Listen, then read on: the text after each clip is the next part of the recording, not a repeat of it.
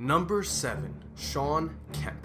Known as the Rain Man, Shawn Kemp spent the best parts of his career scoring on his opponents at will, but after a while, just scoring wasn't enough. Kemp needed more. He needed to embarrass his competition, and the best way to do that was to put the man guarding him on a poster, which he did time and time again. And his greatest poster, his masterpiece, came early when he was just 22 years old against Alston Lister. Just watch.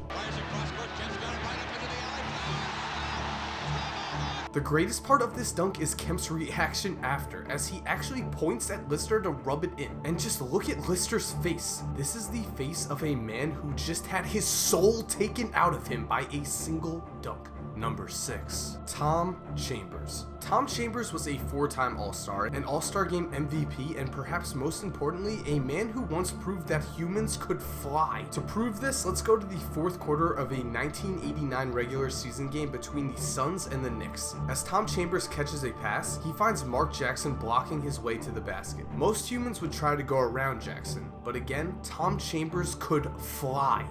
Forcing the Knicks to cough it up a bit, and Chambers soars. Number 5. Julius Irving. Playing in the 70s and 80s, Julius Irving became the NBA's first premier dunker. Kids everywhere lowered their hoops and tried to recreate his dunks, and he quickly became an inspiration for future NBA stars. This reputation as one of the NBA's all-time dunkers was cemented with 2 plays. The first took place in the 1977 NBA Finals, when Dr. J took the ball coast to coast and saw Bill Walton. The second moment took place with lower stakes, but was clearly a more impressive dunk. In January of 1983, the Sixers led the Lakers by 2 with a minute 30 left. Then, Dr. J stole the ball and... Yes, he's got it. Here he comes.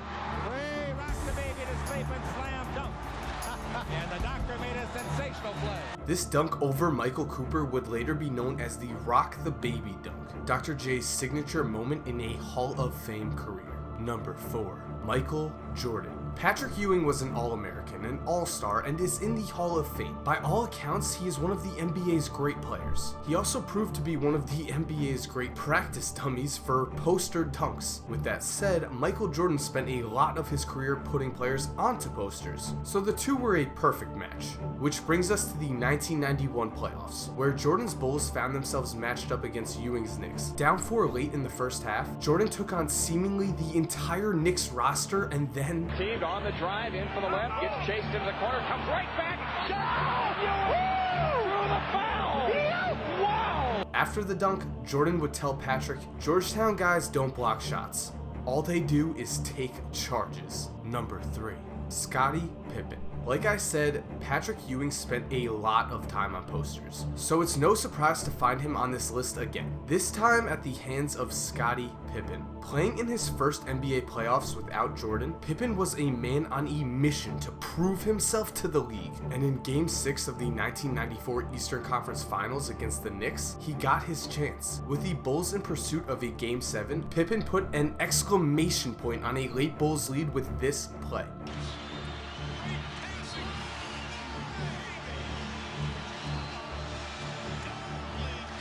The most awesome part of this dunk was not the dunk itself, but the aftermath, as Pippen stood over Ewing to show his dominance. He then proceeded to talk trash with Spike Lee and get a technical, which was a fair trade for one of the Bulls' most memorable moments. Number 2. Kevin Johnson. Throughout his career, Kevin Johnson proved to be one of the most electrifying athletes to play the point guard position throughout the 90s. A 3-time All-Star, KJ was a constant addition to any highlight reel. But still, he stood just 6'1", which meant that dunks were not exactly a common occurrence for him, which is why what happened next was so surprising. Down 11 with 2 minutes left in the fourth quarter against the Rockets in the playoffs, the Phoenix Suns had little reason to celebrate. And then, Kevin Johnson went baseline.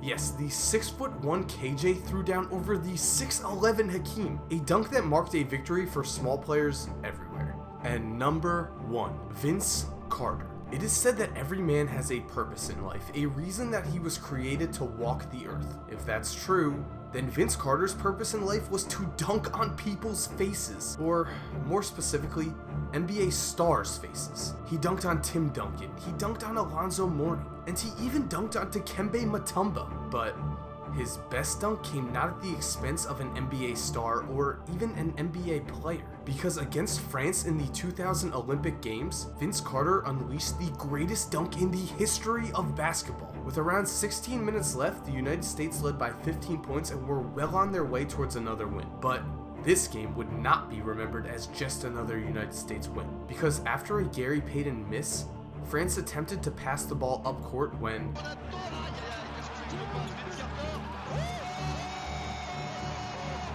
yes, Vince Carter dunked over Frederick Weiss, with Weiss later saying, "Sadly for me, I learned people can fly."